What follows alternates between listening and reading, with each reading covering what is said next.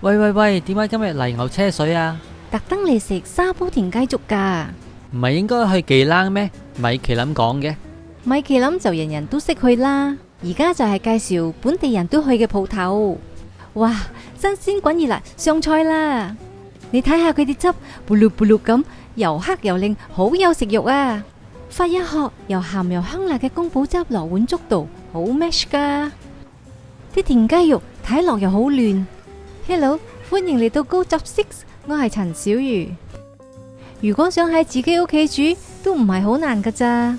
首先洗好啲米。啲觀眾入嚟淨係想睇煮田雞㗎咋。咁你就錯啦。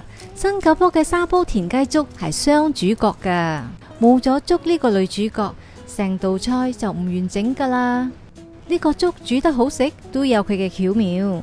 撒啲鹽同埋油，放入冰格雪過夜。咁樣說法，煲粥時米就好容易煮爛，粥就會軟同埋綿密。呢個就係已經雪過夜嘅米啦。仲需要我另外一個秘密武器高湯，用1湯匙油將蒜蓉爆香。睇到微微金黃色，將高湯同埋米放落去。高湯嘅話，開一次煲好多，收起嚟。想知道點整？睇返我蟹肉米粉嗰條片啦。用中火滾，煮嘅時候米一定要有翻滾嘅動作，咁樣米先至可以煮得爛，煮得綿。每5分鐘攪下佢，避免佢黐底。呢個係煮完5分鐘嘅 texture， 呢個係煮完10分鐘嘅 texture。而家轉用中細火慢慢煮。呢個係煮完20分鐘嘅 texture。你睇米都已經煮爛咗，粥變得好綿密。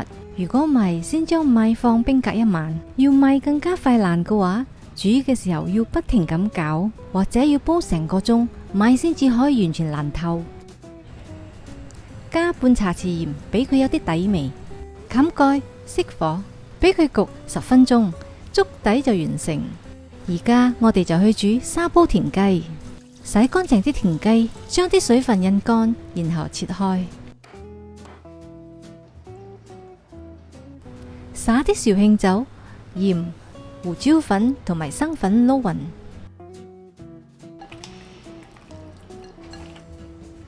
最後落1湯匙芝麻油，醃佢半個鐘。用沙煲之前一定要俾佢吸飽水。乾身嘅話，沙煲好容易燒裂噶。浸到呢啲氣泡出晒嚟就得噶啦。我哋先去準備宮保汁嘅材料，用300 ml 嘅高湯，加3湯匙蠔油，1湯匙半生抽，1茶匙老抽。我呢種家鄉老抽就比較結，淨係用1茶匙。如果你覺得你嘅老抽顏色唔夠，你可以落多啲。1湯匙紹興酒，1湯匙冰糖，5條乾辣椒，切開用滾水浸軟。海外嘅觀眾經常問我點樣令佢冇咁辣，唔想太辣嘅話就盡量刮清啲辣椒籽。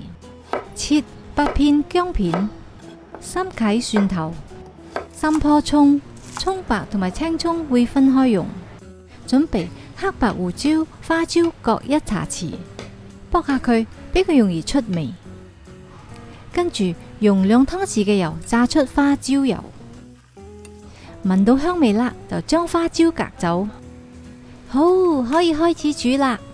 用呢個花椒油爆香啲薑片，聞到好香啦，將啲蒜頭放埋落去。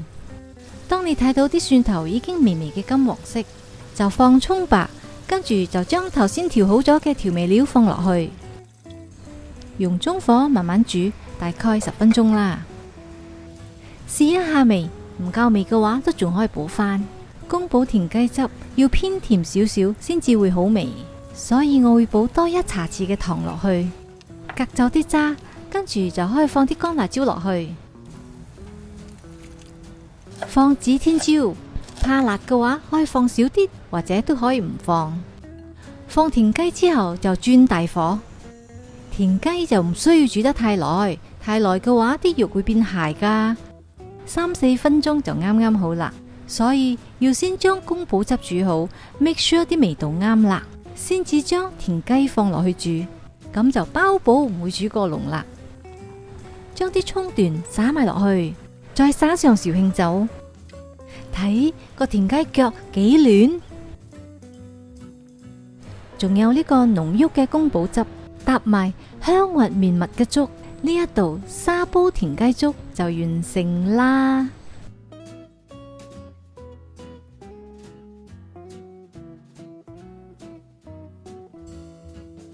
我經常分享星馬美食，subscribe 我 Go Chopsticks，一有新影片就會通知你噶啦。咁我們就下期再見，拜拜。